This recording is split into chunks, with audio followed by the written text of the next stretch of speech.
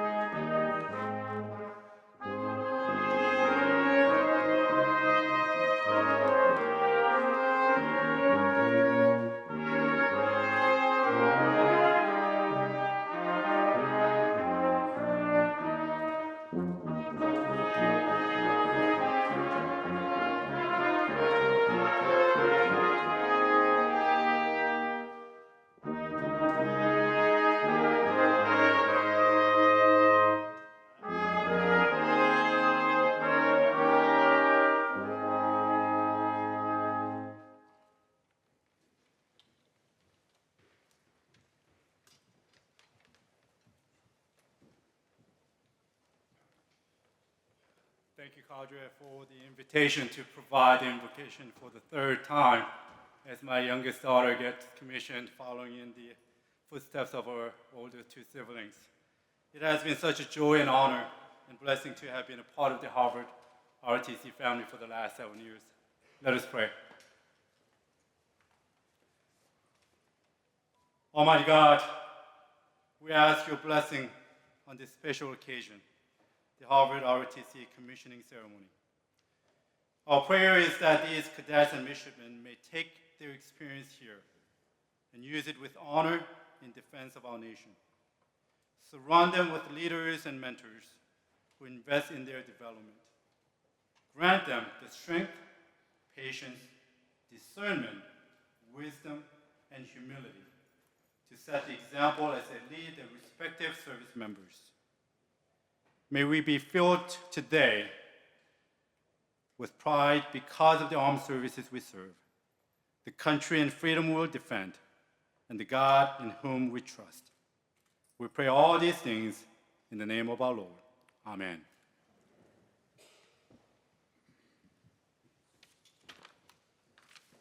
Please take your seats.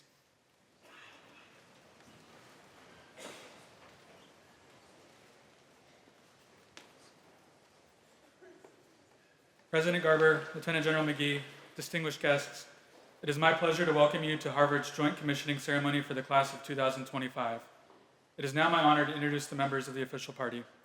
Alan Garber, President of Harvard University, Lieutenant General J.P. McGee, J5, Joint Chiefs of Staff, Major Tom Allen, Professor of Military Science, Army ROTC for the Paul Revere Battalion, Lieutenant Colonel Peter Francic, Professor of Aerospace Science, MIT Air Force ROTC, Captain Jack Howdyshell, Professor of Naval Science, Boston Consortium, Navy ROTC Old Ironsides Battalion.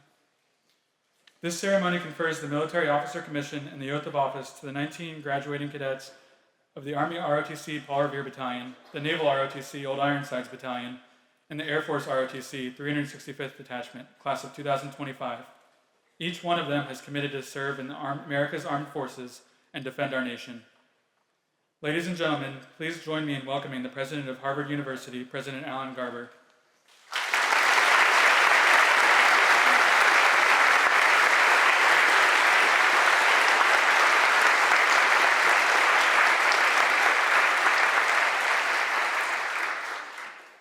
Thank you very much, Lieutenant General McGee and distinguished guests, family and friends, welcome.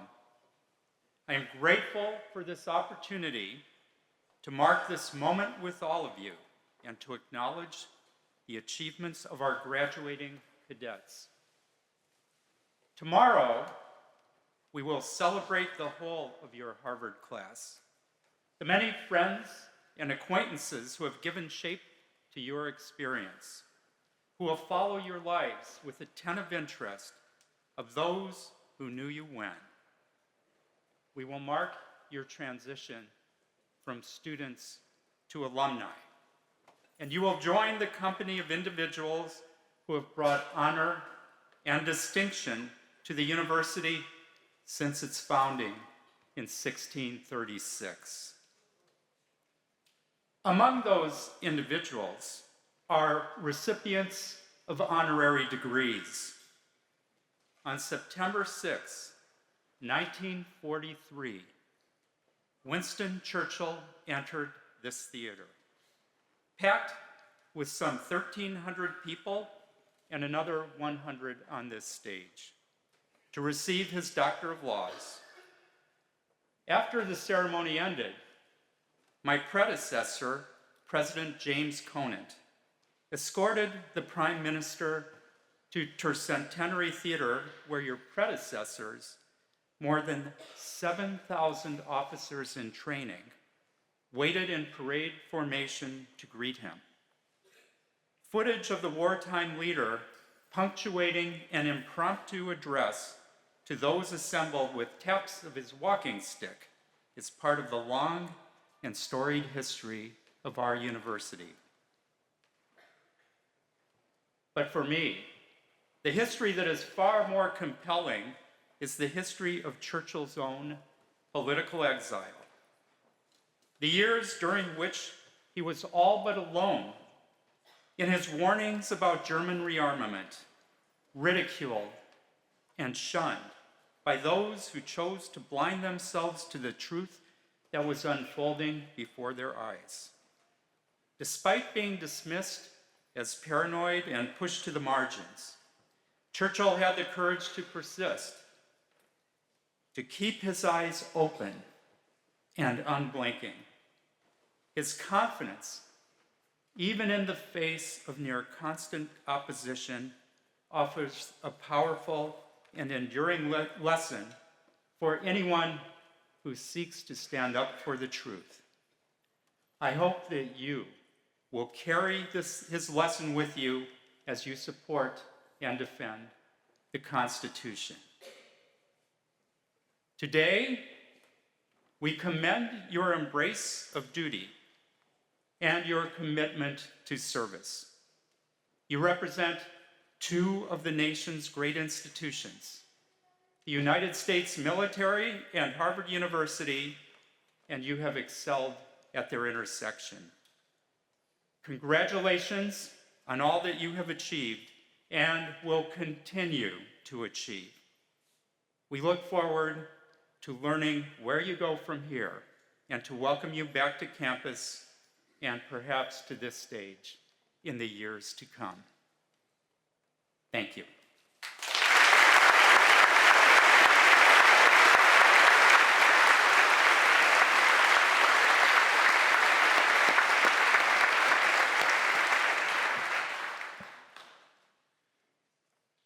President Garber will be presenting a gift to each commissionee on behalf of Harvard University.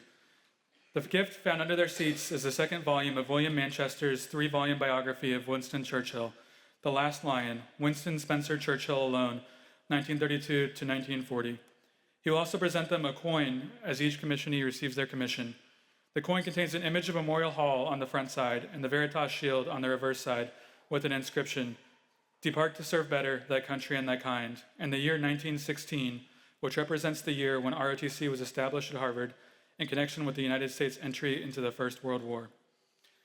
Ladies and gentlemen, please join me in welcoming the Chair of Army ROTC for Harvard University, Major Tom Allen.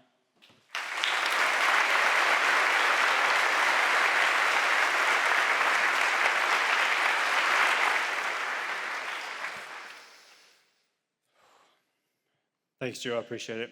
President Garber, Lieutenant General McGee, ladies and gentlemen, and distinguished guests, good morning and welcome.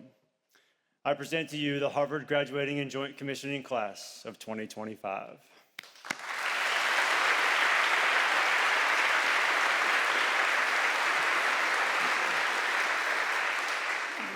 Chaplain Kim, sir, for 3 of the last 4 years, your amazing words have blessed us, and we are so thankful for your presence during these moments. To the Harvard University faculty and staff, and the Harvard advocates and alumni, your dedication to military and ROTC programs continues to impress, and your strive for excellence will live on forever, and we cannot thank you enough for the support you've given us. Ladies and gentlemen, your sons and daughters would not be where they are today without the world-class cadre from all the services. They have dedicated hundreds of hours coaching, mentoring, and guiding them to ensure their well-being and giving them life and military knowledge to be successful. Cadets, the time is now yours to take advantage and utilize that. Of note, we do have one special guest with us here today, as she is the first female to branch infantry and graduate from Ranger School in Harvard's history. And she was the #1 female in the nation during her tenure in ROTC 2 years ago. First Lieutenant Maddie Gavitt. A round of applause for Lieutenant Gavitt.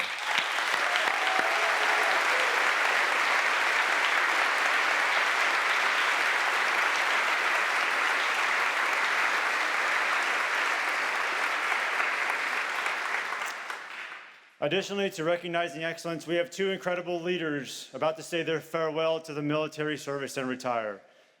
Captain Jack Haudeshell and Lieutenant Colonel Peter Frensig, gentlemen, will you please stand for a well-deserved recognition of service to the best country in the world for roughly 50 years.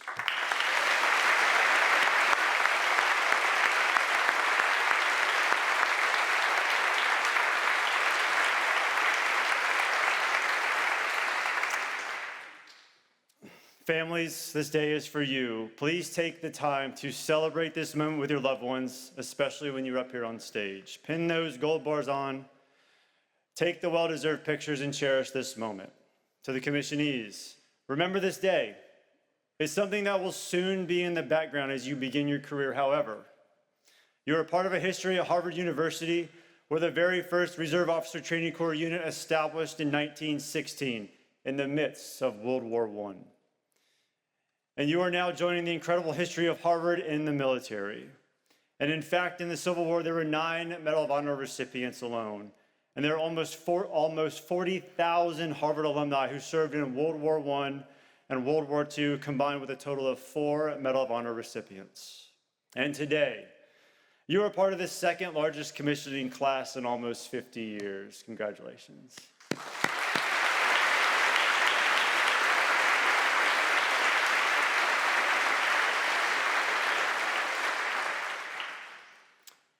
Finally, I'd be a little remiss if I did not recognize the 250th birthday of the United States Army in a couple of weeks as one of the most historic locations across our country, right here in Cambridge and Boston, Massachusetts. Right here where these students have called home for the past 4 years, many things will change over the next 4 years, but remember your roots, where you came from, and remember where you grew up the most. I'm willing to bet it's right here on the campus of Harvard University. You're about to graduate and go lead in the greatest fighting force the world has ever seen and take an oath to a set of ideas embodied by our Constitution and not to a ruler or a political party. Remember that as you navigate your career. Leading any organization, you must always find ways to improve your foxhole, we like to say in the Army. And this year we're going to recognize 3 cadets who will soon travel to Fort Knox, Kentucky this summer and attend cadet summer training for 35 days after graduation. Ladies and gentlemen, let's please welcome to the stage Itai Clyde, Emily Kalkis, and William Wong.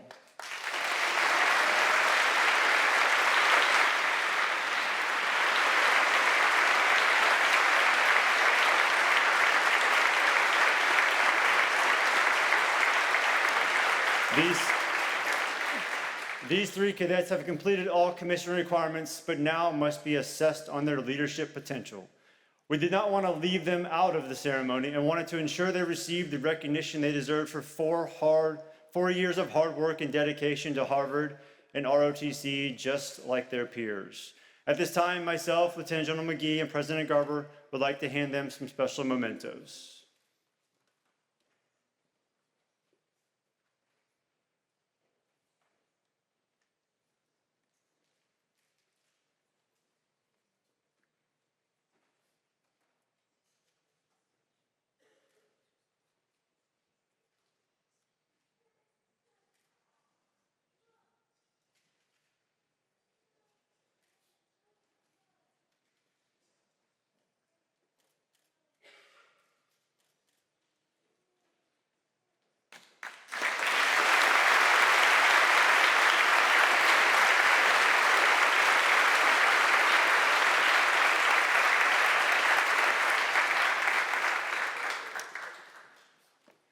Ladies and gentlemen, it is now my distinct pleasure to welcome our keynote speaker. He is the J5, Director for Strategy, Plans, and Policy on the Joint Staff, working hand in hand with the Chairman of the Joint Chiefs.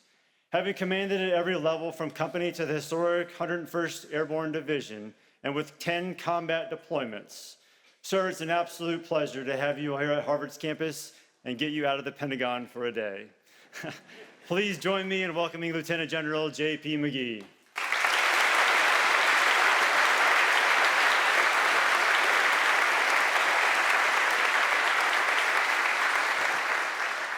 Well, good morning, everybody.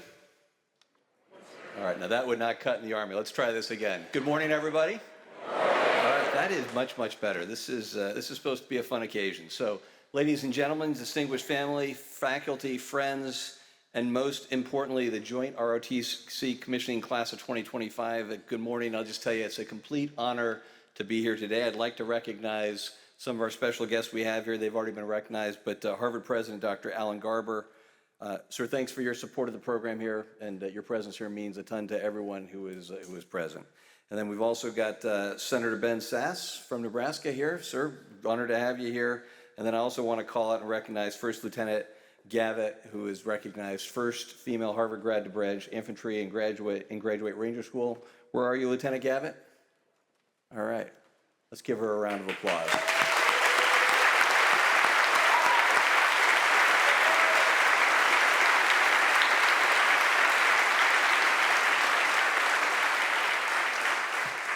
Yeah, I'll talk about Ranger School here in a little bit. I won't go too long, I promise, but that is a tough course, and congratulations. I'd like to start off by recognizing the three heads of the different military services that we have here. If you all could please stand. Major Tom Allen from the Army, Lieutenant Colonel Peter Francic from the Air Force, and Captain Jack Howdeshell. You please three stand up. We really appreciate your leadership. And two of you, as we know, are going to be retiring here shortly, but thank you for everything for what you've done. I mean, the proof is in your work here. And then if we could have the rest of the cadre members from the different ROTC programs, if you could all stand up as well and be recognized for a second. Okay, we all know this is a team effort.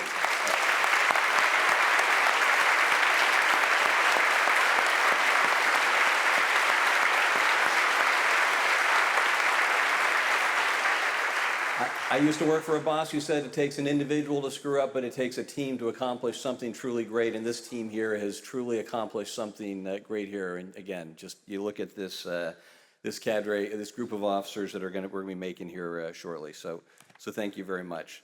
I'd also like to recognize if there are any veterans in the audience, if you could please stand up.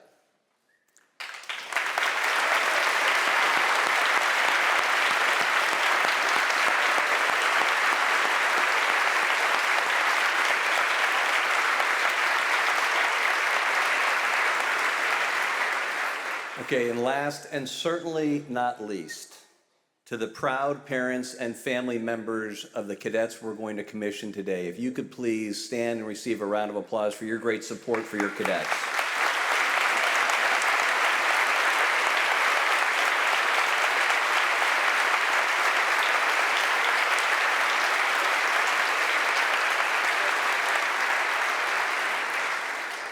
For the family and all those who are here, I really hope you savor today and tomorrow. I can guarantee you these are going to be memories that last you for your entire lives, and it's just special. So enjoy it. And again, I think our intention here is to be a little bit serious, but also have a fun time and really celebrate these great cadets. So I know many of you, if you've read your bio, are wondering why someone who has no association with Harvard is speaking here today. It's a fair question. My team is pretty tough on me. When they heard I was asked to come and speak at a Harvard event, they said, "Sir, do they know your lousy academic record at West Point?" And somebody very unkindly said, "Sir, having you speak at Harvard is like having a second-string quarterback speak at Tom Brady's retirement party." But I do have some connections with the region and with this program. And my son currently is an ROTC cadet at Boston University, so he knows some of these cadets who are here. And then I have worked with Harvard graduates from their undergraduate and business, and a lot of times from their business or government schools numerous times.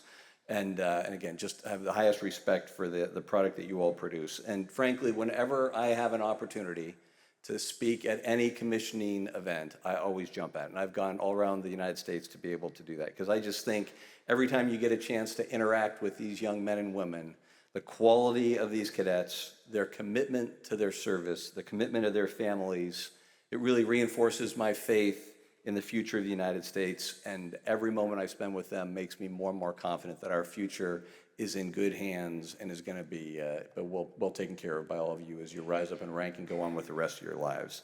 So, of course, speaking here at Harvard, it is steeped in all sorts of history, to include military history. I think many of you know, but I'll just repeat for those of you who do not know this, is that Memorial Hall was constructed to honor the 136 Harvard students who perished in the Civil War.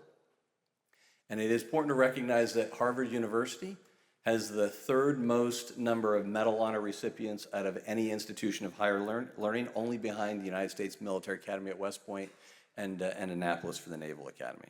Obviously, Harvard has produced a number of prominent leaders across our nation, and to include at least 3 presidents, to include Teddy Roosevelt, who was an Army officer, Franklin Delano Roosevelt, who served as a Secretary of the Navy during World War I, and John Fitzgerald Kennedy, who was also a naval officer. So there is a rich military legacy that stretches way, way back to even the beginning of the United States that is reinforced here in Cambridge and at Harvard. I'd like to talk for a few minutes about the cadets that we have in front of us and highlight, their background experiences and, most importantly, what they're going to be doing next. Today we're going to commission 8 Air Force officers, 10 Army officers, and 1 naval officer. I've read and talked with your cadre and learned much about your accomplishments while you're here.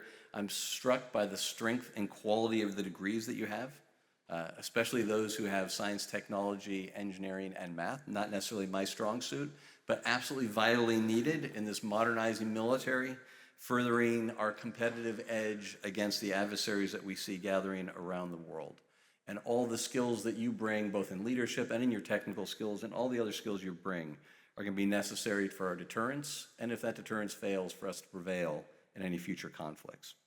Your scholarship and leadership will support the Department of Defense's priorities of reestablishing deterrence, prioritizing homeland defense, and countering a rising China in the Indo-Pacific.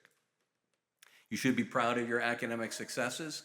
I'm certain that going to Harvard and just being able to graduate is difficult enough. On top of that, you've added all the other challenges associated with being an ROTC cadet. The early mornings for PT, the additional classes, the field work that you had to do, all the other extra burdens that you had to carry that your fellow students didn't. But I guarantee you, it will make you a better person, a better leader, and a better citizen as you move forward. I'd like to recognize first off the Air Force officers. I'm proud son of an Air Force officer, so we'll start off with the Air Force. So we have 8 future Air Force officers coming. You can see them there in the back row. We've got cadets Caitlin Burney, Emily McCallum, Corey Sass, and Faye Schmidt, all who are going to be in the pipeline to become pilots of some form or another within our wonderful Air Force. I'm on a joint staff right now, which means all the services are represented. So right now, the chairman is a fighter pilot. The J3, the individual in charge of operations, is another fighter pilot, and my deputy is a fighter pilot. So I am surrounded by pilots on a daily basis. It takes a little getting used to as an Army guy, but I'm getting there. We also have cadets Sally Barksdale and Trey Whitehead, who are going into operations research. We have cadet Blake Chen, who's going into nuclear and missile operations, and cadet Jenny Peters, who's going into intelligence. Cadets Caitlin Burney and Trey Whitehead are distinguished graduates, which means they're in the top 10% of all cadets nationwide. And cadets Trey Whitehead was selected for the Strategic Scholars Program, where he's going to pursue a degree focused on great power competition and STEM. Please join me in a round of applause for our Air Force.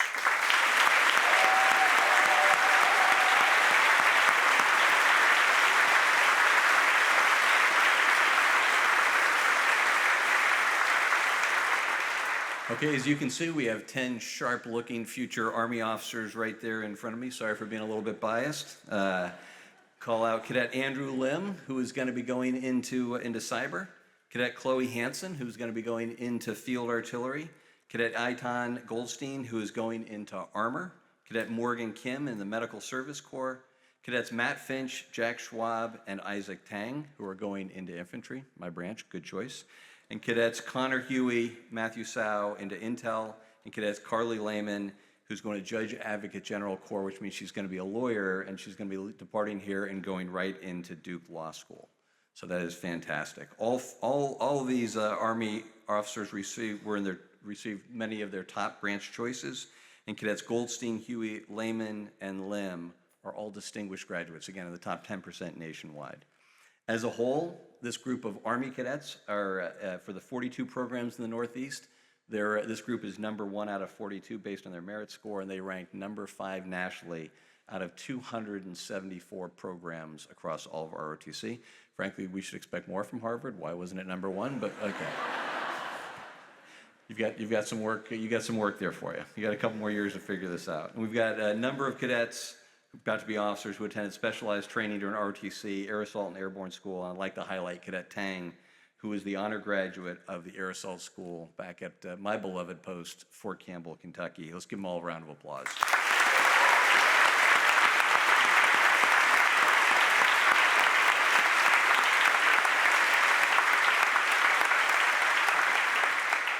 Then we have one future naval officer, Jasmine Zhang, who's been selected to Flight Officer School down in Pensacola. Congratulations. Let's give her a round of applause.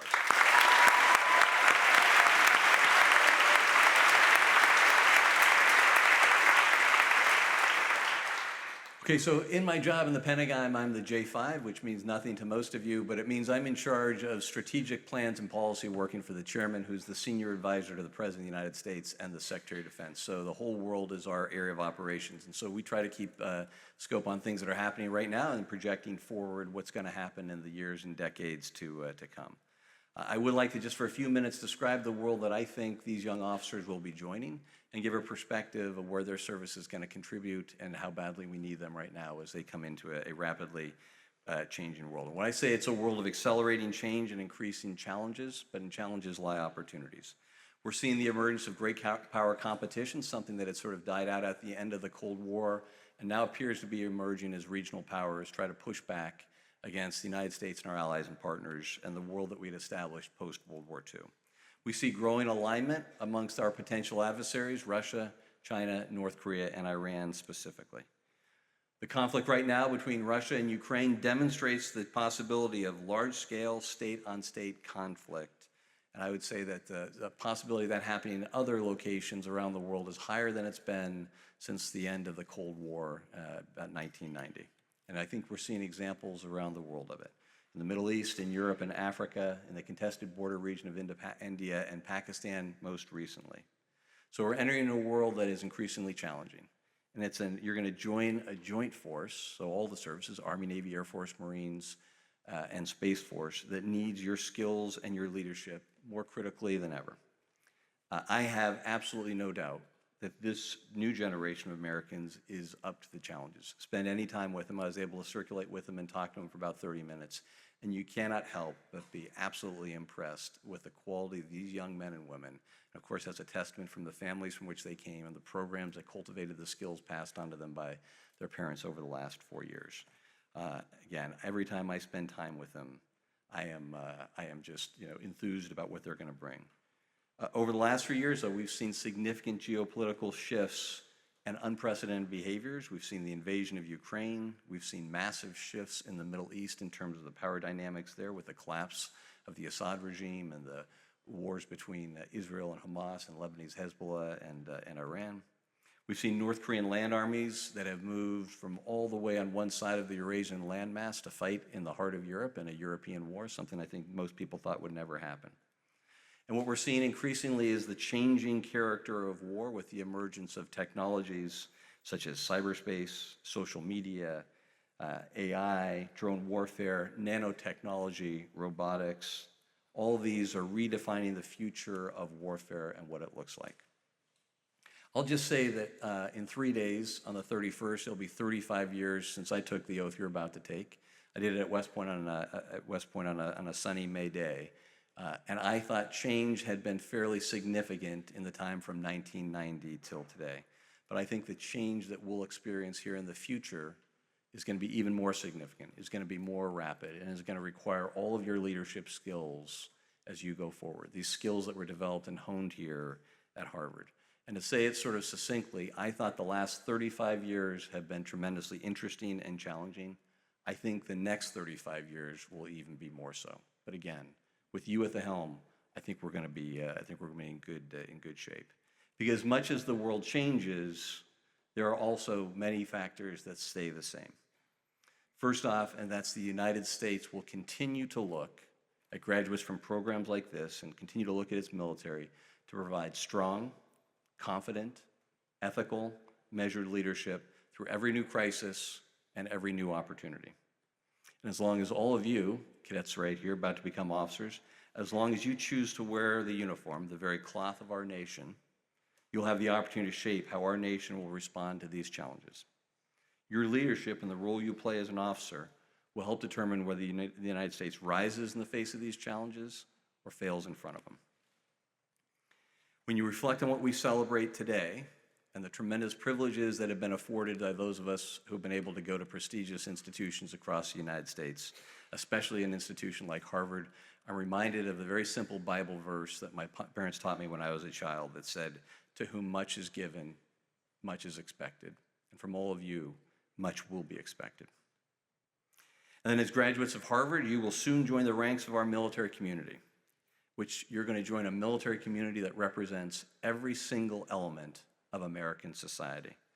Unlike almost any other large organization or any other business or corporation, the United States represents the entire swath of American society. It is still the true melting pot of the United States. Your success is going to depend on the hard work, your leadership, and your ability to relate to your fellow Americans and have them prevail in the face of daunting challenges. Not every soldier, sailor, airman, Marine, or Guardian will have an Ivy League education, refined communication skills, or natural athletic abilities that most of you bring to this. It'll be your job to bring this unique group of individuals, realize their potential, build cohesive, high-functioning, and lethal teams, and lead them into the future. You'll be united by your common sense of purpose and your common bond, which is your love of country and your love of each other. And you will all be amazed on what you can accomplish in the years ahead. Soon you will have the sacred honor to lead your fellow Americans. Some of you will do it for decades. Some of you will do it for just a few years. But all of you will be changed profoundly by it. All of you will make a difference in your fellow Americans' lives, and you'll be gifted with America's greatest treasure, which is the lives of our sons and daughters. And again, it's a sacred and special challenge. So as you prepare to lead in a time of change, I'm going to offer you 4 simple, practical pieces of advice that I think transcend all services, apply to any position, no matter what rank you achieve. And they're 4 things. Okay, I'm going to describe every one of them. But the first one is what I describe as the hierarchy of dues. The second one is to bloom where you're planted. The third one is to think about how you want to be remembered. And the fourth one is be open to opportunities. So the first one, the hierarchy of dues. It goes like this. There are 3 dues that you have to do when you're in uniform. You have to do what's right, you have to do what your boss tells you to do, and you have to do what you want to do. And you got to keep those straight. So this is the way it goes. You should never do anything that is wrong, morally, ethically, illegally. Okay? If you were ever asked or told to do something, you shouldn't do it. Now, in my experience, that only happens in like movies and in books. Okay?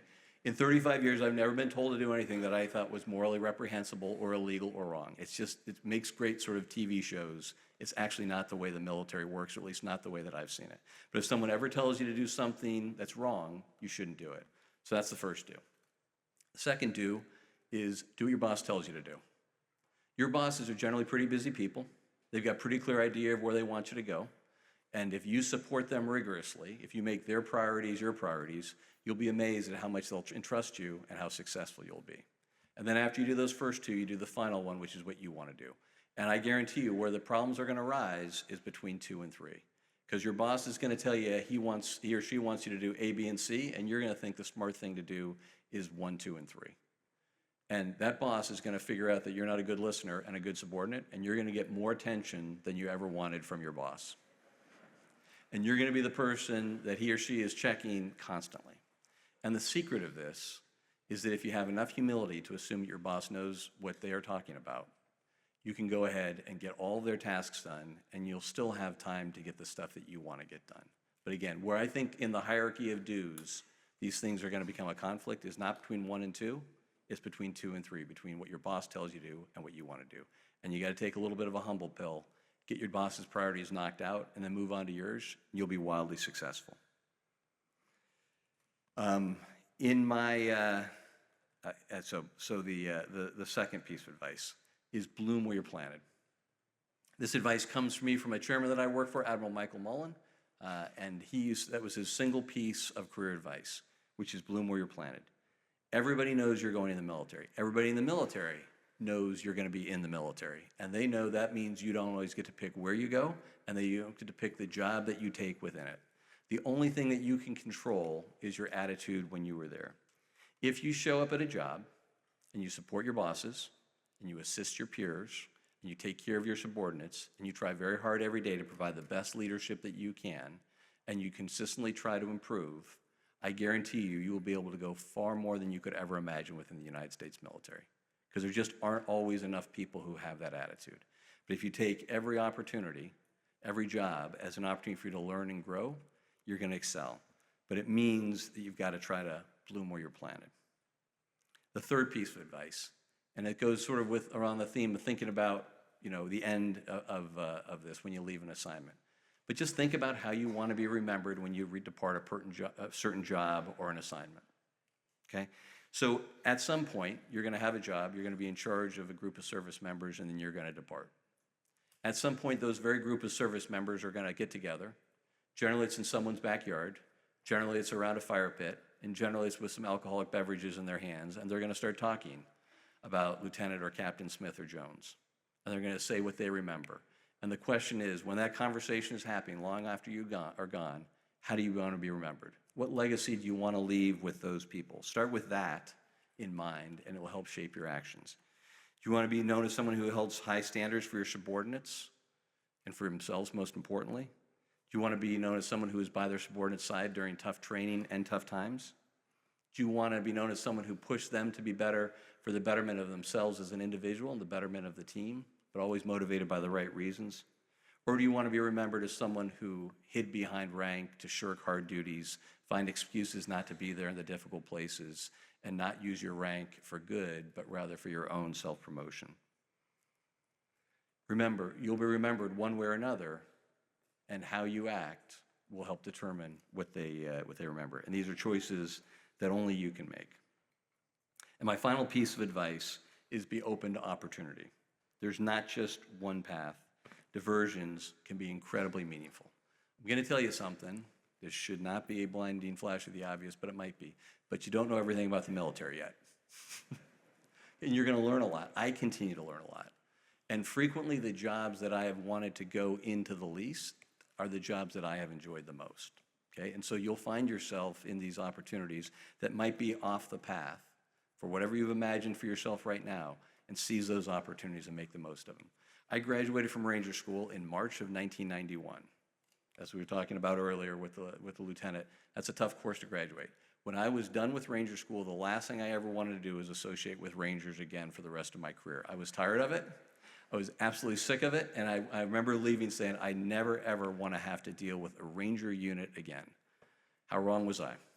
3 tours, 10 years later, in the Ranger Regiment, I realized that as a second lieutenant, I didn't actually know everything about my future and what was best for me, and over time, I adjusted that. So embrace the opportunities as they come your way, and make sure you make the most of them. So follow the hierarchy of dues, bloom where you're planted, think about how you want to be remembered, and be open for opportunities. And I hope these help just a little bit as you begin your journey to be a leader of character for America's sons and daughters. I'll leave you with a final story, because I know you remember a story more than anything else that I said here. I'm going to tell you a story, and I tell us every time I have the honor of commissioning officers. It's about a story of a Second Lieutenant Nick Esslinger, who I served with when I was a battalion commander. So in the Army, that's about 1,000 soldiers. We were serving together Iraq from 2007 to 2008. To me, this officer, Nick Esslinger, embodies the words courage, both physical courage and moral courage, and there's a difference between the two. Nick showed up at our battalion. It was 2nd Battalion, 327th Infantry, famously known as the No Slack Battalion in the 101st Airborne Division, and we were in Samarra, Iraq. We were there for a 15-month tour So we've got sort of the extended deployments that were common in those days. We were about 9 months into a 15-month deployment. Nick arrived about 9 months in it, around July timeframe, and he was instantly put in charge of 40 soldiers in his infantry platoon. So that part of Iraq that we were responsible for had been ripped apart by years and years of hyperviolence. And when we first got there, there were more than 100, generally about 130 attacks a day, either assassinations, car bombings, improvised explosive devices, all sorts of horrific things happening to the people there that was raging across this area that had been the birthplace of the Iraqi Civil War. But in the months that we were there working together with the Iraqi local leaders and their tribal leaders, we were able to pacify the area and eliminate the enemy. And then we began the really hard work of taking a city of about 100,000 people and then bringing them back to a functioning city where we started to have to work across different groups to be able to establish a city, get different parts of the society functioning again. We were shifting from fighting insurgents to help rebuilding the area with our local government leaders. It was difficult, important work. It wasn't nearly as exciting as going out and getting into firefights on a daily basis, but that success is what was going to determine whether al-Qaeda and the insurgents would return to that area and continue to tear it apart. So Nick arrived as a motivated young second lieutenant of infantry, fresh out of Ranger School, and he was given the task of being in charge of revitalizing the agrarian economy in the area surrounding the city. Now, you don't know Nick, but Nick is from Brentwood, California, which is a suburb of Los Angeles, and he had practically no agriculture experience at all. But he embraced that task. He knew it was really, really important if we were to be able to get an important part and segment of the society to be able to go back to a normal life and build that. So Nick embraced that task and worked really hard to understand the dynamics of it and how it all came together. So one day, my brigade commander, so brigade commander normally in charge of about 6 battalions. In this configuration, he was in charge of about 5,000 soldiers and been in the Army for about 23 years, so he was a full colonel. He came to our area and he wanted an update, so I brought this bright, shiny new second lieutenant Nick Esslinger in front of him, and he proceeded to give the brigade commander a presentation on what he was doing to help reshape the agrarian economy in the area. The brigade commander listened for a little while, then cut him off, and said, I think you need to do this thing, and this thing, and here's my idea. This is what the brigade commander was sort of saying, here's what you need to do. Now, almost any other second lieutenant would have just sort of demurred to the old guy who was given advice and said, yes, sir, we're going to do that, and Nick did not. Nick looked him squarely in the eyes. He said, sir, I hear what you're saying, but respectfully, I disagree. I think if we do those things, we're going to have all these negative impacts, and I recommend we do these other things instead. I sat there from afar, and I was like, this is interesting. You don't often get a chance to see a second lieutenant with 1 year of experience countermand a brigade commander with about 22, 23 years of experience. But to the great credit of both Nick and the brigade commander looked at him, he said, Nick, you're right. It's exactly what we need to do. And he looked at me and he said, we need to follow this sharp young officer's advice. Let's go ahead and do that. To me, that represents the moral courage that is expected of every officer. But I think there's another part of this story as well, and it represents the physical courage. So just a few months later, on the 1st of October 2008, Nick was leading a dismounted patrol of 40 soldiers through the eastern side of Samar, Iraq, tremendously dangerous area even then, and still was a place where we made contact with the enemy. As he was leading a patrol, an insurgent who was hidden behind a wall threw a hand grenade over the wall, and it landed immediately in front of Nick and immediately behind one of his soldiers who had no idea a hand grenade had been thrown there. Now, in terms of how hand grenades work, you don't really know when you're on the receiving end of a hand grenade how long it's going to be before it explodes. So Nick instinctively did the only thing that he knew to do, which is jump on top of the hand grenade, shield it into his body, and then roll and throw it back over the wall. Miraculously, it's exploded after it got over the wall. No one was hurt, and Nick was fine. For his heroism that day, Nick was awarded the nation's second highest award for valor, the Distinguished Service Cross. I highlight this story about Nick Esslinger for a couple reasons. First off, he was only a year from where you are all sitting right now. And he was demonstrating that level of leadership in some of the toughest environments. And he was representing not just the physical courage, which we tend to over-index on, but is absolutely important in the right environment, but he also is an exceptional role model for us in terms of moral courage and his ability to look his boss and respectfully tell the boss that he wasn't right and he had a better idea. And then I think you got to give credit to the brigade commander as well for taking that advice. So I think that example of moral and physical courage serves as a great example for all of us who wear the uniform and maybe in other fields as well. Because what I've found in my time is there are very few opportunities for us to represent physical courage, but there are plenty of opportunities for us to represent moral courage.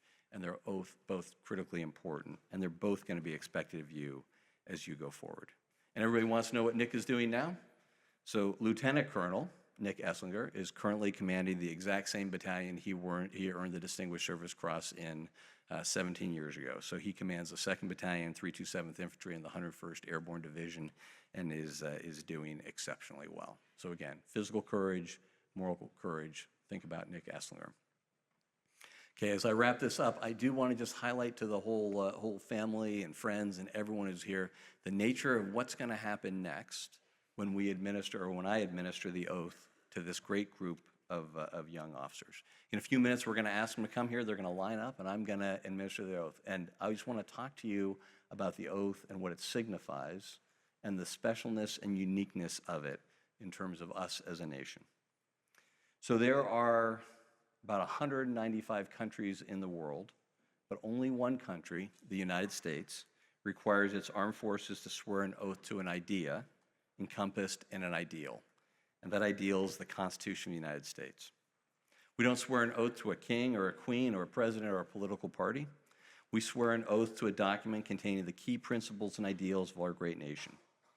Throughout history, these ideals and principles have brought hope to the oppressed and fear to the oppressor. They include freedom, equality, rule of law, and many others. But at their core, I believe the Constitution says that citizens rise according to their merits and character. It says your background doesn't matter. It says that you matter.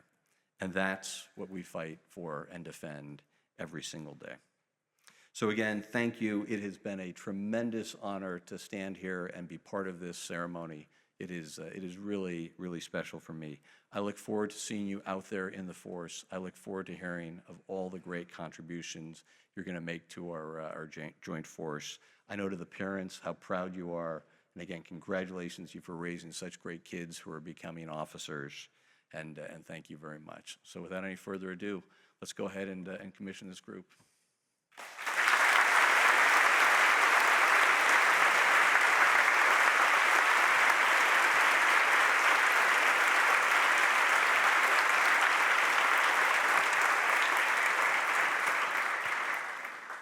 Army Cadet Andrew Lim is now presenting Lieutenant General McGee with an engraved plaque commemorating the 2025 Harvard Joint Service Commissioning that includes a coin from each of the ROTC programs.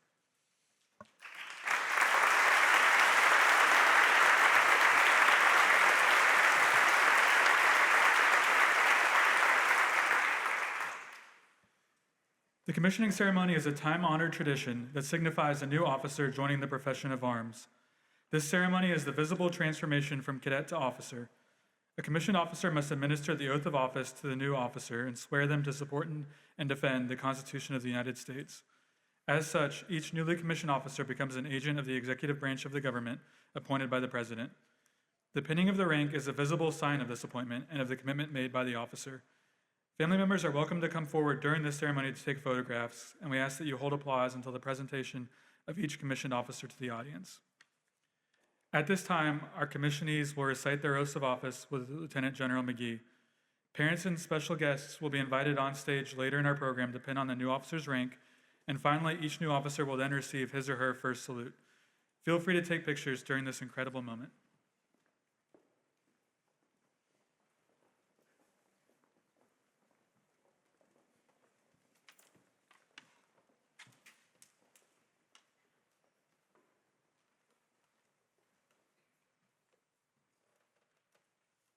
Please raise your right arm and repeat after me. I state your full name. Do solemnly swear that I will support and defend the Constitution of the United States against all enemies, foreign and domestic. That I will bear true faith and allegiance to the same. That I take this obligation freely. Without any mental reservation. Or purpose of evasion. And that I will well and faithfully. Discharge the duties of the office. On which I am about to enter. So help me God.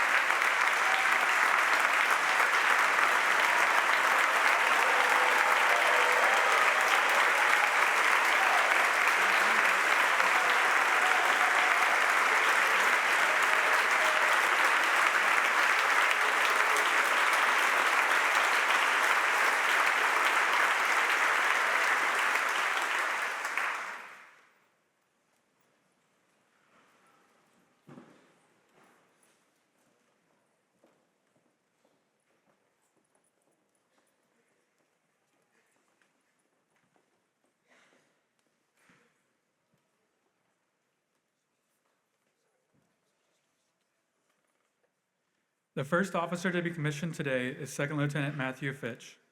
Second Lieutenant Fitch is originally from Savannah, Georgia, and is the son of Daniel Fitch and Jenny Santos.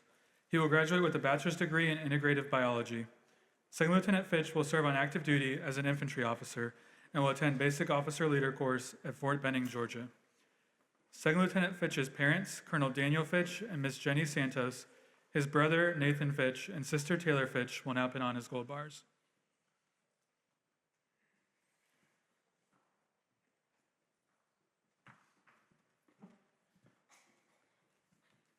The President of the United States has reposed special trust and confidence in the patriotism, valor, fidelity, and professional abilities of Matthew Fitch. In view of these qualities and his demonstrated potential for increased responsibility, he is therefore promoted in the United States Army to the rank of Second Lieutenant, effective 28 May 2025, by order of the Secretary of the Army, Daniel Driscoll.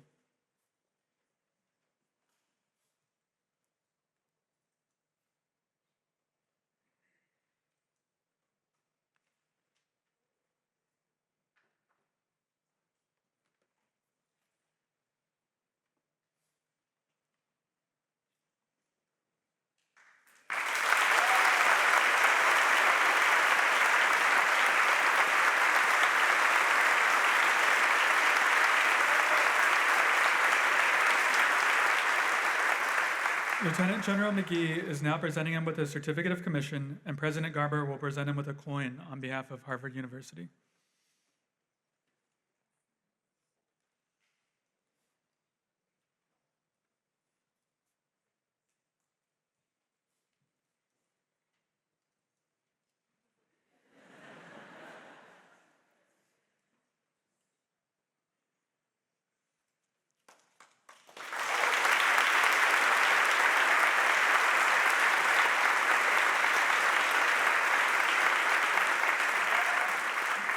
Lieutenant Fitch will now receive his first salute from his stepfather, Command Sergeant Major Julio Santos.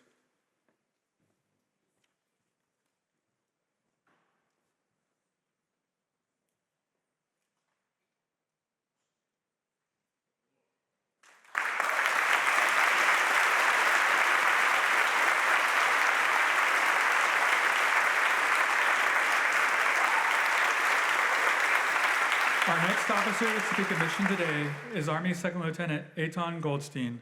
Second Lieutenant Goldstein is originally from Barrington, Rhode Island, and is the son of Dr. Lyle and Mrs. Audie Goldstein. He will graduate with a master's degree in Russian, Eastern European, and Central Asian Studies, and a bachelor's degree in government.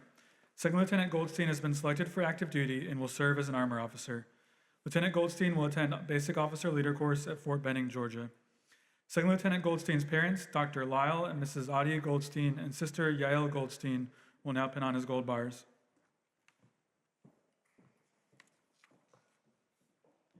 The President of the United States has reposed special trust and confidence in the patriotism, valor, fidelity, and professional abilities of Eitan Goldstein. In view of these qualities and his demonstrated potential for increased responsibility, he is therefore promoted in the United States Army to the rank of Second Lieutenant effective 28 May 2025 by order of the Secretary of the Army, Daniel Driscoll.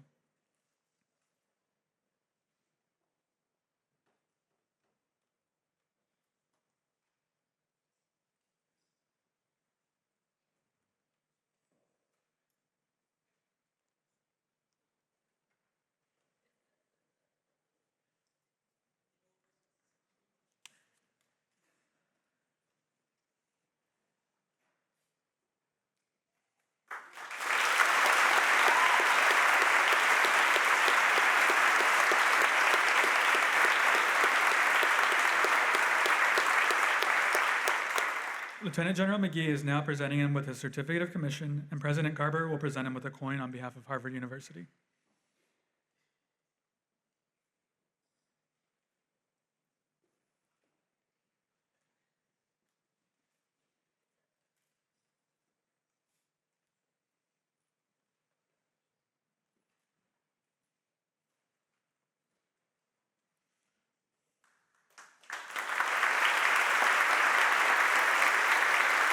Second Lieutenant Goldstein will now receive his first salute from his friend, Private First Class Joseph Fadul.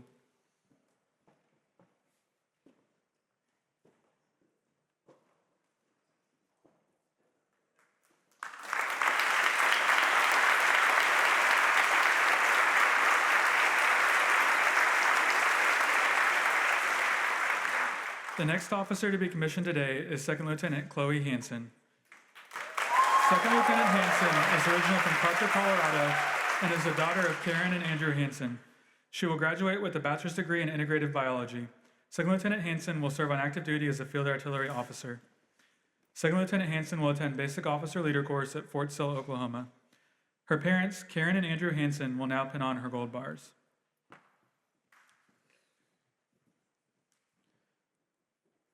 The President of the United States has reposed special trust and confidence in the patriotism, valor, fidelity, and professional abilities of Chloe Hansen. In view of these qualities and her demonstrated potential for increased responsibility, she is therefore promoted in the United States Army to the rank of Second Lieutenant effective 28 May 2025 by order of the Secretary of the Army, Daniel Driscoll.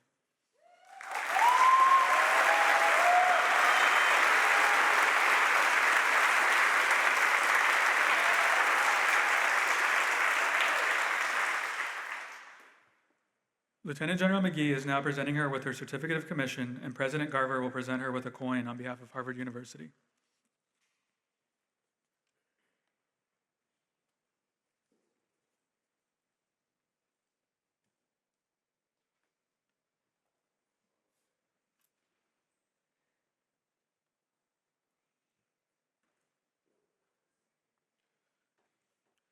Lieutenant Hansen will now receive her first salute from her friend, Sergeant Connor Meyer.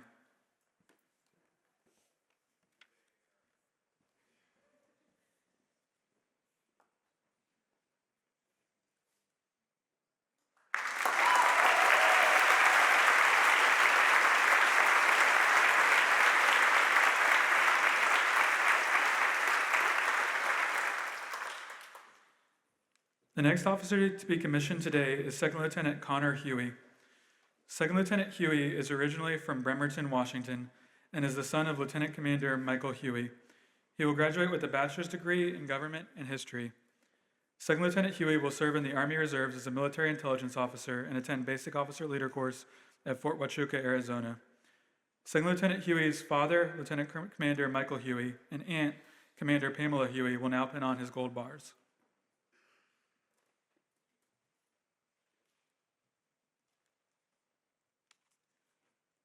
The President of the United States has reposed special trust and confidence in the patriotism, valor, fidelity, and professional abilities of Connor Huey. In view of these qualities and his demonstrated potential for increased responsibility, he is therefore promoted in the United States Army to the rank of Second Lieutenant, effective 28 May 2025, by order of the Secretary of the Army, Daniel Driscoll.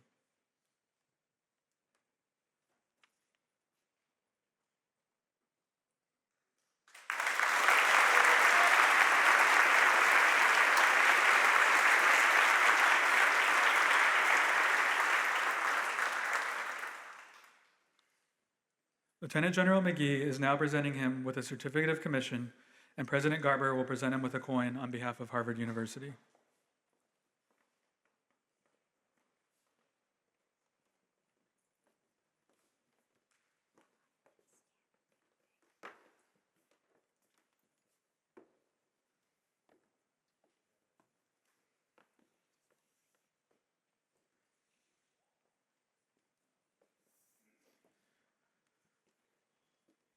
Lieutenant Huey will now receive his first salute from his grandfather, Staff Sergeant Roy Huey.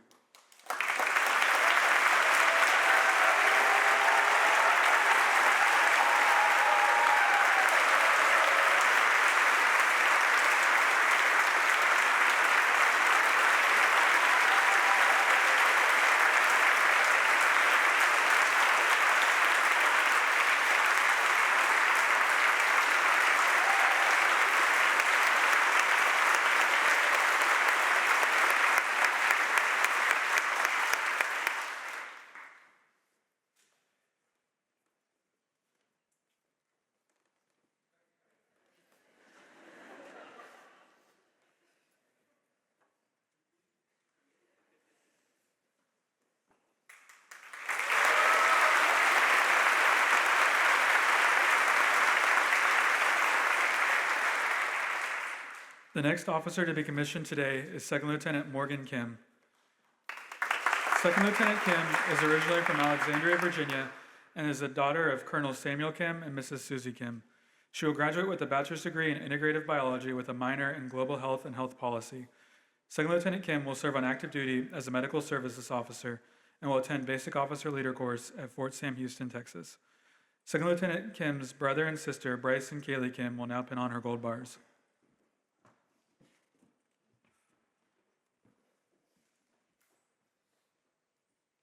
The President of the United States has reposed special trust and confidence in the patriotism, valor, fidelity, and professional abilities of Morgan Kim. In view of these qualities and her demonstrated potential for increased responsibility, she is therefore promoted in the United States Army to the rank of Second Lieutenant, effective 28 May 2025, by order of Secretary of the Army Daniel Driscoll.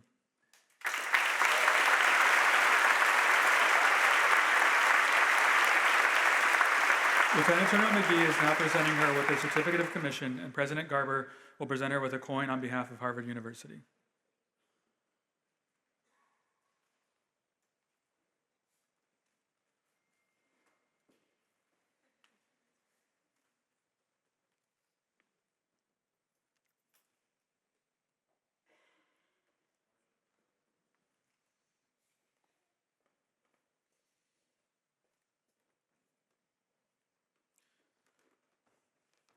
Second Lieutenant Kim will now receive her first salute from her friend, Cadet Jason Quack.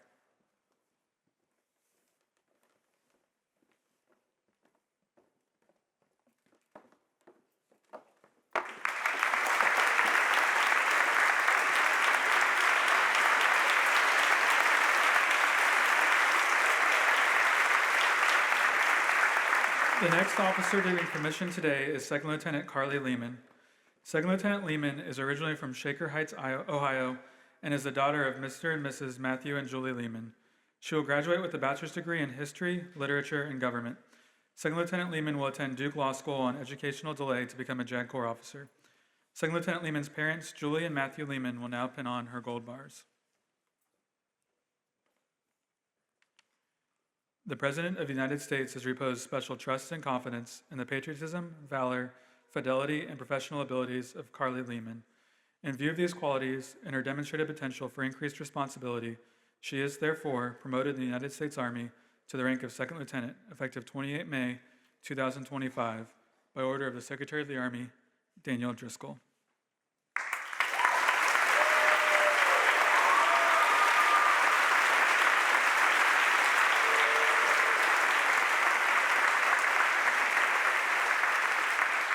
Lieutenant General McGee is now presenting her with her certificate of commission, and President Garber will present her with a coin on behalf of Harvard University.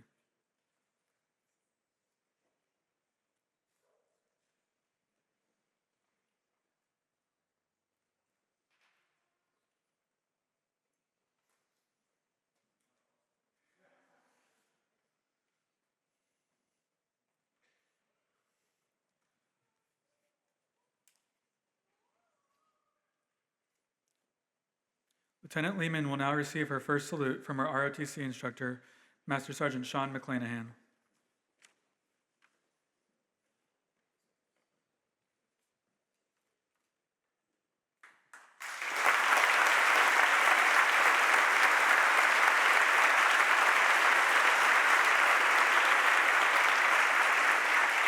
The next officer to commission today is Second Lieutenant Andrew Lim. Second Lieutenant Lim is originally from Ithaca, New York, and is the son of Ms. Yoon-jung Lee. He will graduate with a bachelor's degree in applied mathematics.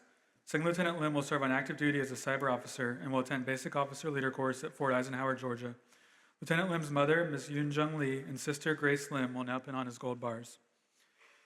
The President of the United States has reposed special trust and confidence in the patriotism, valor, fidelity, and professional abilities of Andrew Lim.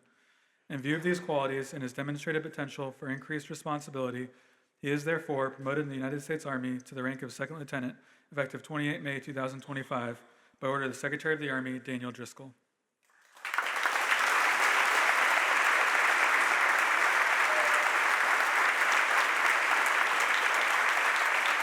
Lieutenant General McGee is now presenting him with a certificate of commission, and President Garber will present him with a coin on behalf of Harvard University.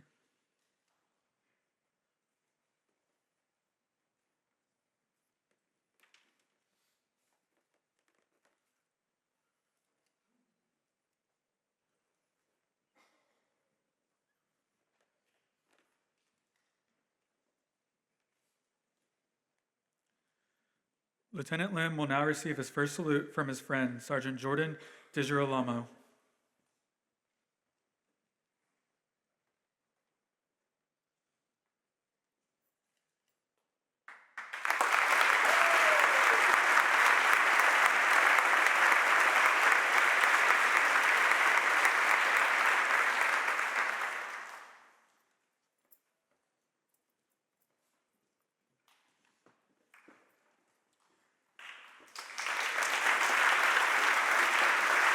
The next officer to be commissioned today is Second Lieutenant Matthew Saw. Second Lieutenant Saw is originally from Denver, Colorado, and is the son of Mr. and Mrs. Young and Stella Saw. He will graduate with a bachelor's degree in economics and computer science. Lieutenant Saw will serve in the Army Reserves as a military intelligence officer and will attend basic officer leader course at Fort Huachuca, Arizona. Lieutenant Saw's parents, Mr. and Mrs. Young and Stella Saw, and brother Michael Saw, will now pin on his gold bars.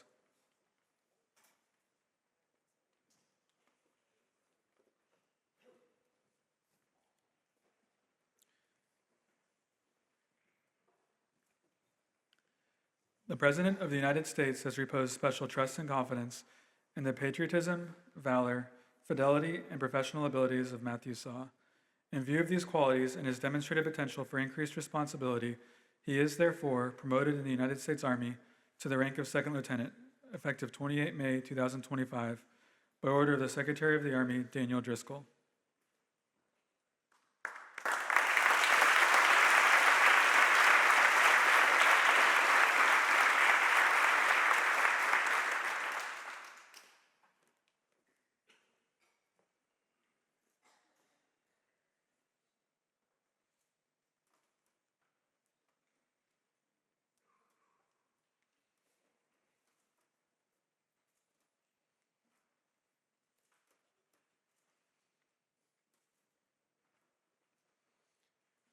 Lieutenant General McGee is now presenting him with a certificate of commission, and President Garber will present him with a coin on behalf of Harvard University.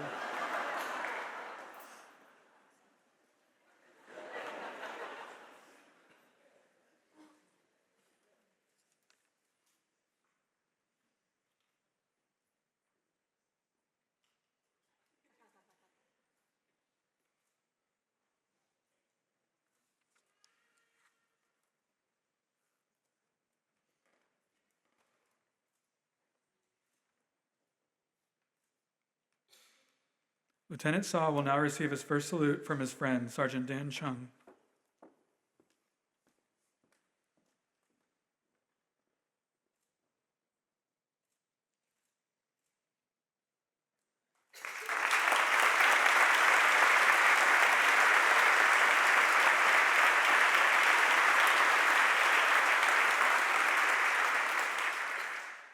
The next officer to be commissioned today is Second Lieutenant Jack Schwab. Second Lieutenant Schwab is originally from Honolulu, Hawaii, and is the son of Colonel and Mrs. William and Debbie Schwab. He will graduate with a bachelor's degree in computer science. Lieutenant Schwab will serve on active duty as a Signal Corps officer, branch detailed infantry, and will attend basic officer leader course at Fort Benning, Georgia.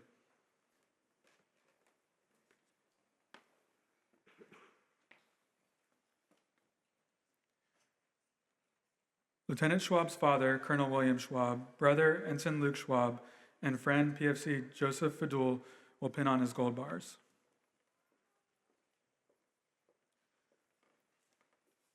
The President of the United States has reposed special trust and confidence in the patriotism, valor, fidelity, and professional abilities of Jack Schwab.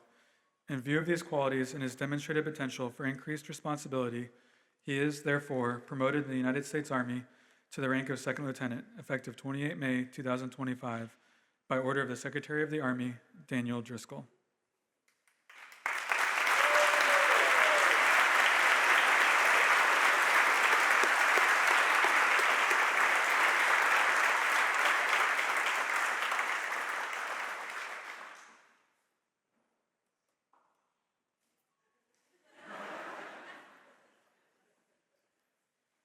Lieutenant General McGee is now presenting him with a certificate of commission, and President Garber will present him with a coin on behalf of Harvard University.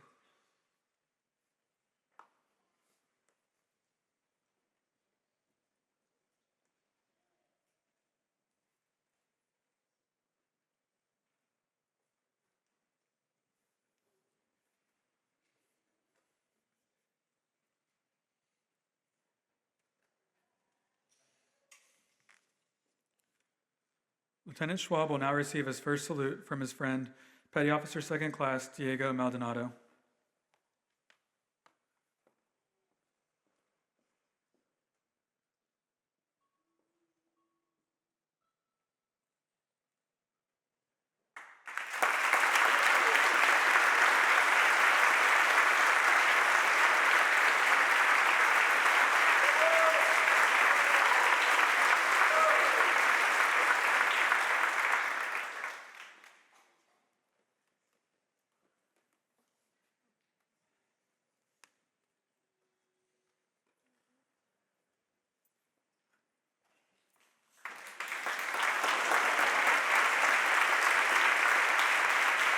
The next officer to be commissioned today is Second Lieutenant Isaac Tang. Second Lieutenant Tang is originally from Newton, Massachusetts, and is the son of Dr. Sai-Chun Tang and Ms. Ling Chung. He will graduate with a bachelor's degree in government with a minor in history. Second Lieutenant Tang will serve on active duty as an infantry officer and will attend basic officer leader course at Fort Benning, Georgia. Second Lieutenant Tang's parents, Dr. Sai-Chun Tang and Ms. Ling Chung, will now pin on his gold bars. The President of the United States has reposed special trust and confidence in the patriotism, valor, fidelity, and professional abilities of Isaac Tang. In view of these qualities and his demonstrated potential for increased responsibility, he is, therefore, promoted in the United States Army to the rank of Second Lieutenant, effective 28 May 2025, by order of the Secretary of the Army, Daniel Driscoll.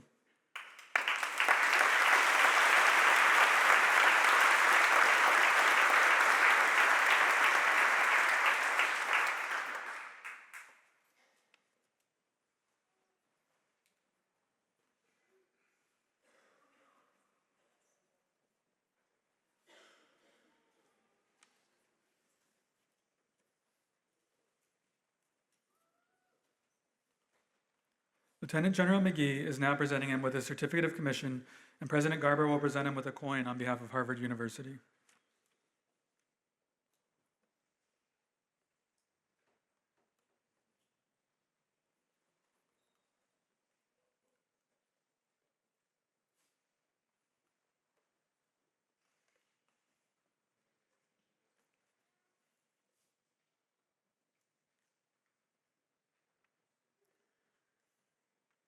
Lieutenant Tang will now receive his first salute from his ROTC instructor, Master Sergeant Sean McClanahan.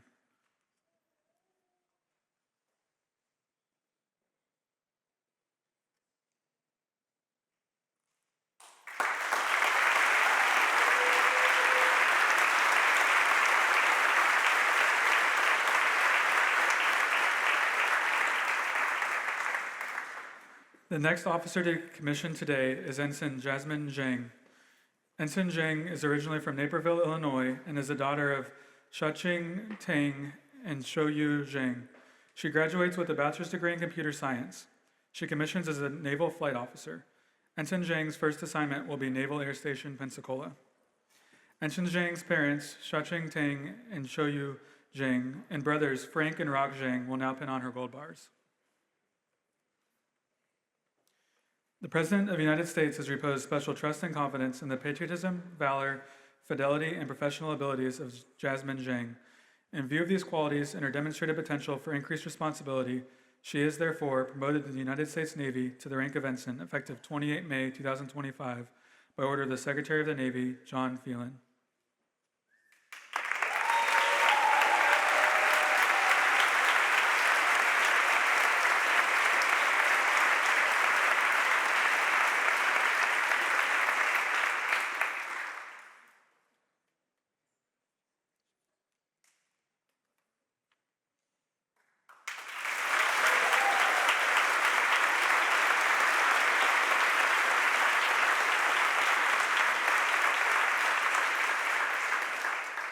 Lieutenant General McGee is now presenting her with her certificate of commission, and President Garber will present her with a coin on behalf of Harvard University.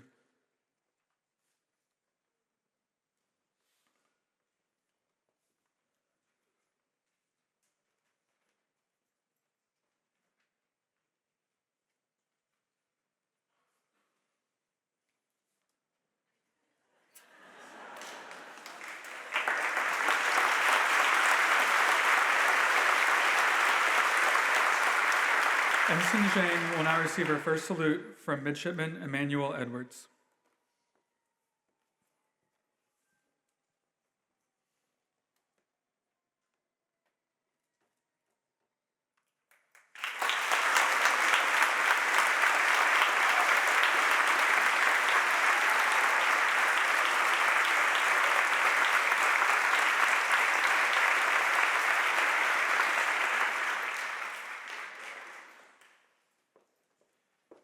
The next officer to be commissioned today is Second Lieutenant Sally Barksdale. Second Lieutenant Barksdale is originally from Jacksonville, Florida, and is the daughter of Mr. and Judge Oliver and Patricia Barksdale. She will graduate with a bachelor's degree in molecular and cell biology and history of science. Second Lieutenant Barksdale commissions as an operations analyst.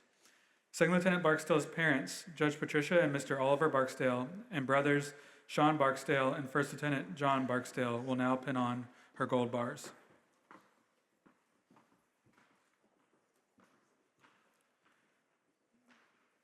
The President of the United States has reposed special trust and confidence in the patriotism, valor, fidelity, and professional abilities of Sarah Barksdale.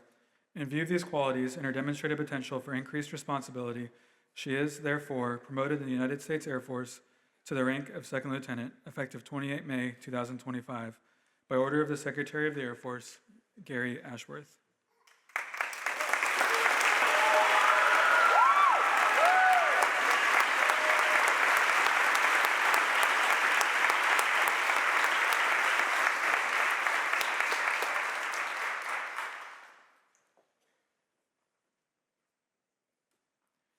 Lieutenant General McGee is now presenting her with her certificate of commission, and President Garber will present her with a coin on behalf of Harvard University.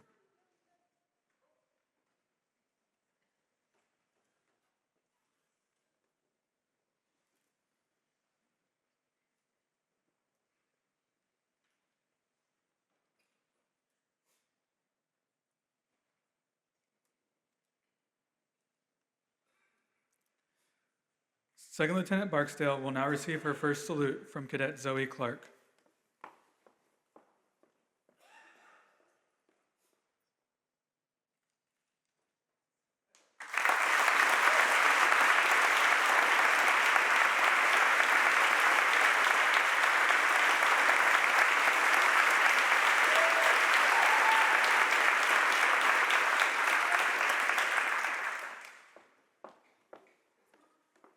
The next officer to be commissioned today is Second Lieutenant Caitlin Burney.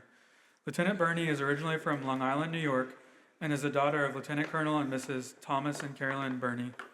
She will graduate with a bachelor's degree in Near Eastern Languages and Civilizations in theater, dance, and media, and a master's degree in Near Eastern languages and civilizations. Lieutenant Burney commissions as a pilot. Second Lieutenant Burney's parents, Lieutenant Colonel and Mrs. Thomas and Carolyn Burney, and brothers Thomas and Captain Christopher Burney, will now pin on our gold bars.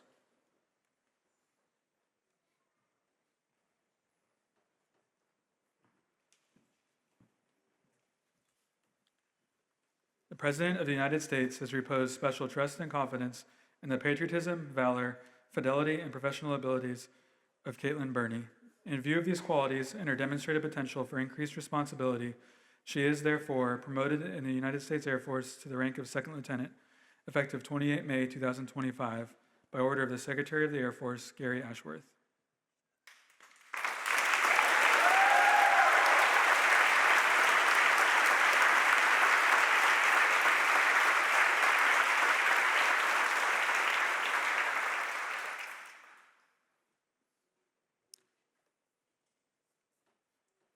Lieutenant General McGee is now presenting her with her certificate of commission, and President Garber will present her with a coin on behalf of Harvard University.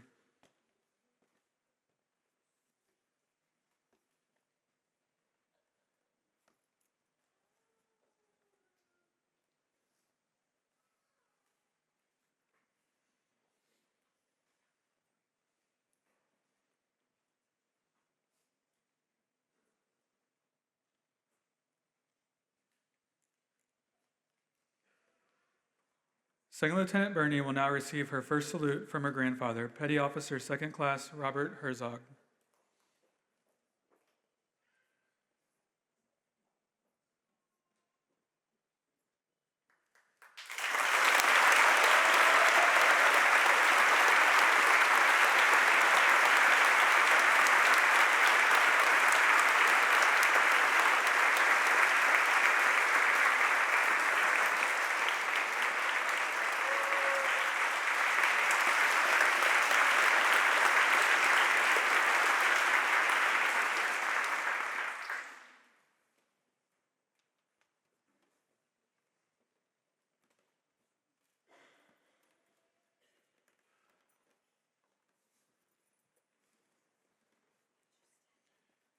The next officer to be commissioned today is Second Lieutenant Blake Chen. Second Lieutenant Chen is originally from Cambridge, Massachusetts, and is the son of Dr. Owen Chen and Dr. Anna Ham. He will graduate with a bachelor's degree in chemistry. Second Lieutenant Chen commissions as a missile and nuclear operations officer. Second Lieutenant Chen's parents, Dr. Owen Chen and Dr. Anna Ham, will now pin on his gold bars. The President of the United States has reposed special trust and confidence in the patriotism, valor, fidelity, and professional abilities of Blake Chen. In view of these qualities and his demonstrated potential for increased responsibility, he is therefore promoted in the United States Air Force to the rank of Second Lieutenant, effective 28 May 2025, by order of the Secretary of the Air Force, Gary Ashworth.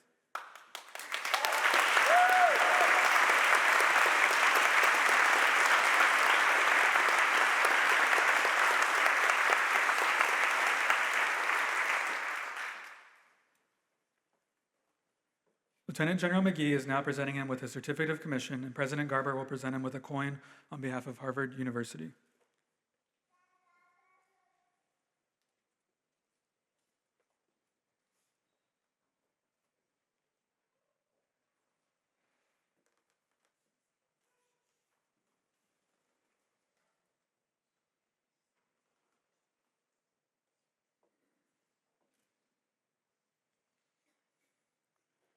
Second Lieutenant Chen will now receive his first salute from his brother, Cadet Alan Chen.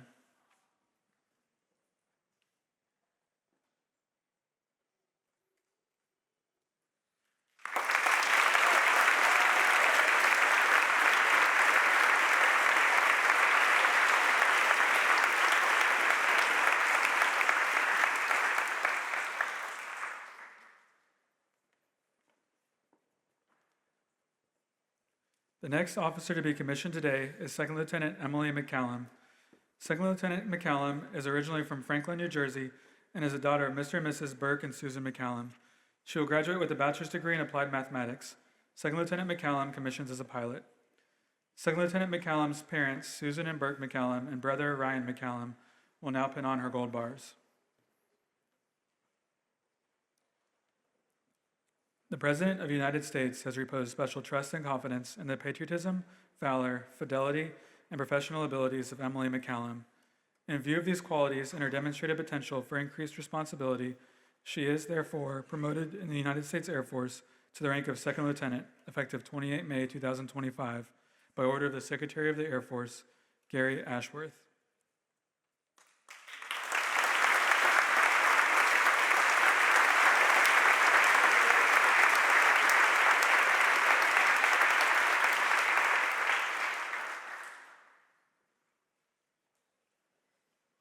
Lieutenant General McGee is now presenting her with her certificate of commission, and President Garber will present her with a coin on behalf of Harvard University.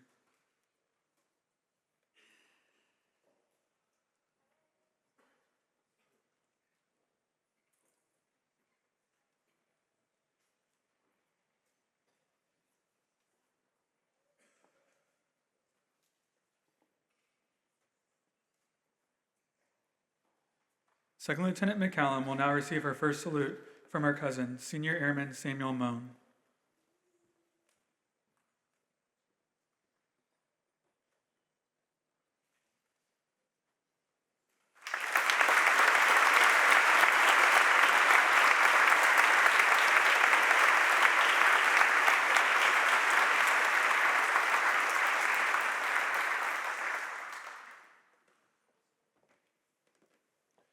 The next officer to be commissioned today is Second Lieutenant Jenny Peters.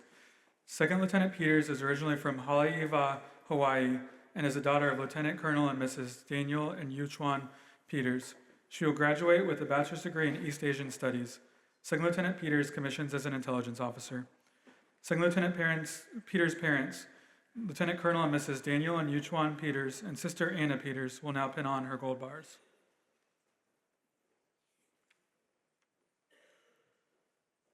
The President of the United States has reposed special trust and confidence in the patriotism, valor, fidelity, and professional abilities of Jenny Peters. In view of these qualities and her demonstrated potential for increased responsibility, she is therefore promoted in the United States Air Force to the rank of Second Lieutenant, effective 28 May 2025, by order of the Secretary of the Air Force, Gary Ashworth.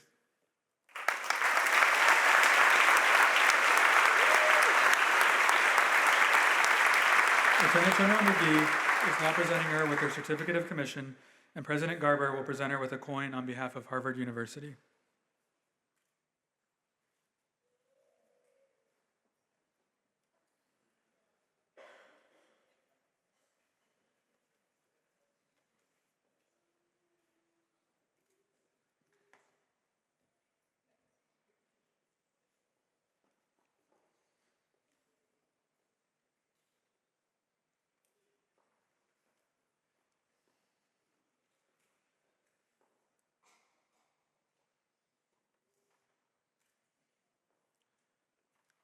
Second Lieutenant Peters will now receive her first salute from Air Force Cadet Clark.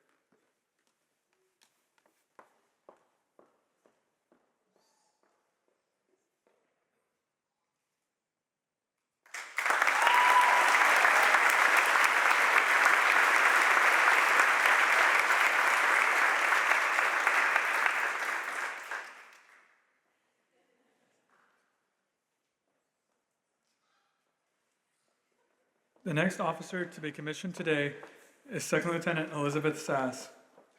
Lieutenant Sass is originally from Fremont, Nebraska, and is the daughter of Dr. Ben and Melissa Sass.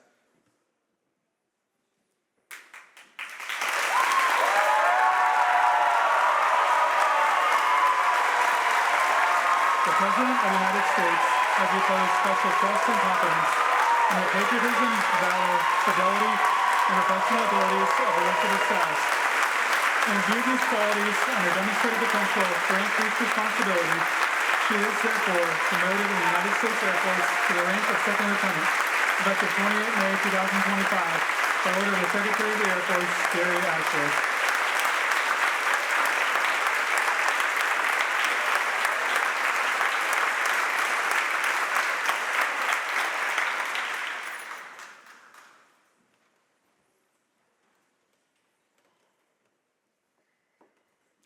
Lieutenant General McGee is now presenting her with her certificate of commission, and President Garber will present her with a coin on behalf of Harvard University.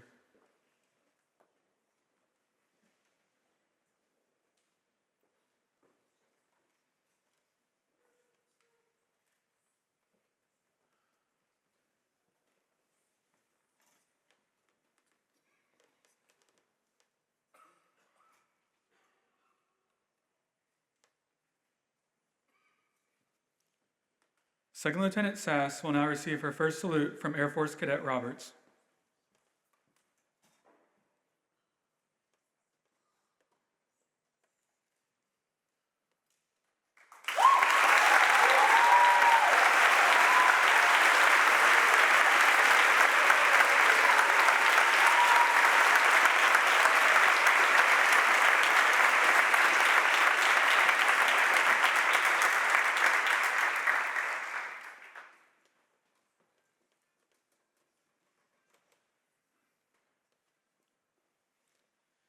The next officer to be commissioned today is Second Lieutenant Faith Schmidt.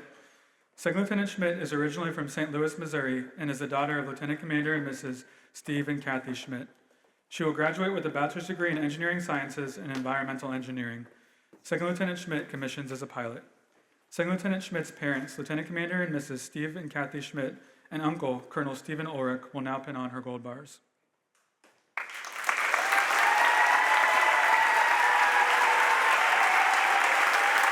The President of the United States has declared special trust and confidence in the patriotism, valor, fidelity, and professional abilities of Faith Schmidt. In view of these qualities and her demonstrated potential for increased responsibility, she is therefore promoted in the United States Air Force to the rank of Second Lieutenant, effective 28 May 2025, by order of the Secretary of the Air Force, Gary Ashworth.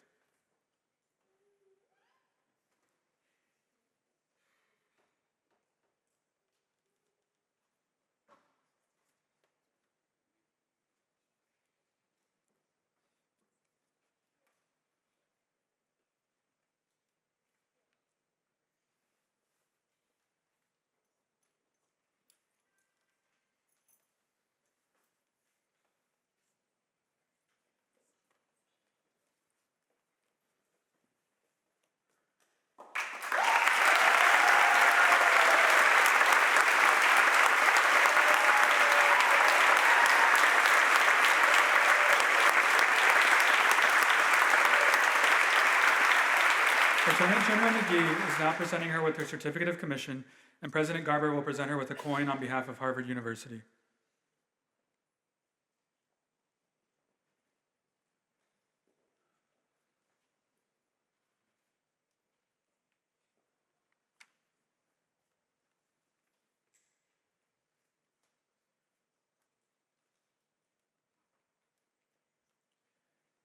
Second Lieutenant Schmidt will now receive her first salute from her friend, Air Force Cadet Clark.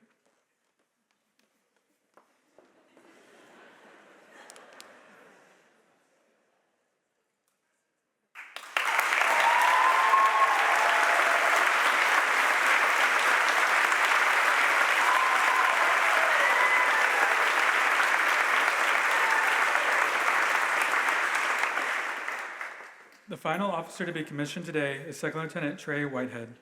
Second Lieutenant Whitehead is originally from Louisville, Kentucky, and is the son of Lieutenant Colonel and Mrs. Charles and Allison Whitehead. He will graduate with a bachelor's degree in applied mathematics and a minor in computer science. Lieutenant Whitehead commissions as an operations research analyst. His parents, Lieutenant Colonel and Mrs. Charles and Allison Whitehead, brother Braxton Whitehead, and sister Berkeley Whitehead will now pin on his gold bars. The President of the United States has reposed special trust and confidence in the patriotism, valor, fidelity, and professional abilities of Charles Whitehead. In view of these qualities and his demonstrated potential for increased responsibility, he is therefore promoted in the United States Air Force to the rank of Second Lieutenant, effective 28 May 2025, by order of the Secretary of the Air Force, Gary Ashworth.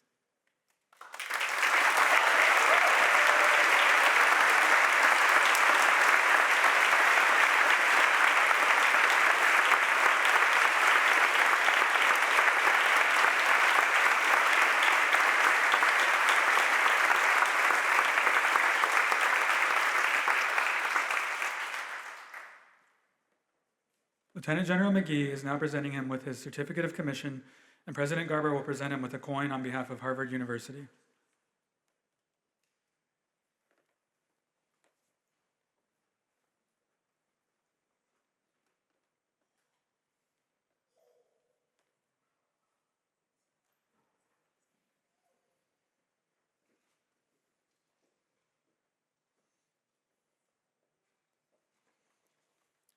Lieutenant Whitehead will now receive his first salute from his friend, Cadet Michael Cool.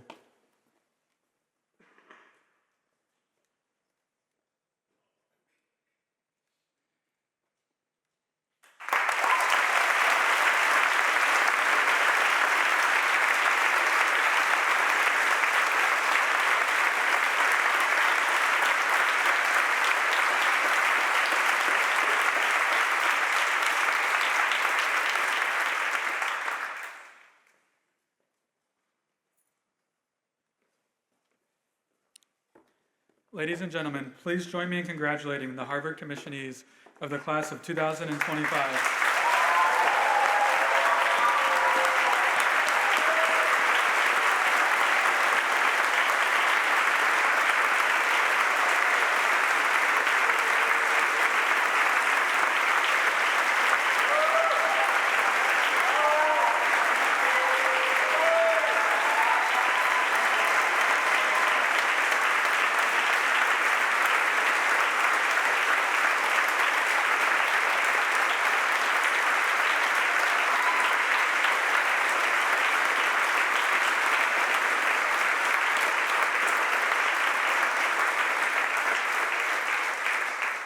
The faculty and staff of the Departments of Military Science wish to thank President Garber, Lieutenant General McGee, Chaplain Kim, the Harvard Brass Quintet, Methuen High School JROTC, family and friends for their support of this ceremony. We're especially grateful for your outstanding support over the years for these emerging leaders. Please stand as Chaplain Kim offers the benediction and remain standing for the playing of the service medley. You can find the lyrics in your program. Please join me in prayer. The Lord bless you and keep you. The Lord makes his face to shine upon you and be gracious to you. The Lord lift up his countenance upon you and give you peace. Amen.